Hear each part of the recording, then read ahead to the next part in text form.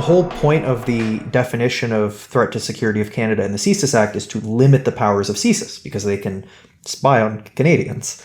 Right, yeah. And all the more reason to limit the power of the Emergencies Act because it goes way beyond spying on individual Canadians and allows the government to wield powers that it would never otherwise be allowed to wield. So, and there's things in the Emergencies Act that suggest it's a higher threshold anyways. Like, so for example, for CSIS to launch an investigation, they need reasonable grounds to suspect that there's a threat to the security of Canada. In the Emergencies Act, the Governor in General requires reasonable grounds to believe. These are two definitions that have meaning in law, and reasonable grounds to believe is a higher standard. The way the court talks about it is that suspicion is about a possibility of something existing, whereas reasonable grounds to believe is about a probability. You have to have a bit more to go off of.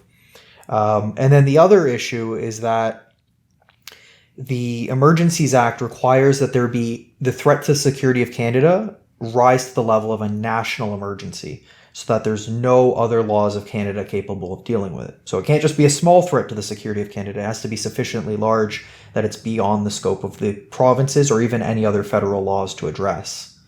Based on what you said there, and I wasn't aware of your first point, it does sound like it is a higher standard and not a broader standard, because when they kept saying a broader standard or a more broad interpretation, it sounded like they were trying to, dumb it down a little bit. Well, they had pretty strict rules over there at CSIS, but, we've got more leeway over here with the Emergencies Act. But it doesn't sound like that at all, the way you just described it. So I think the definition is the same, but then all the things around it require more for the part of the Emergencies Act than it does for the CSIS Act.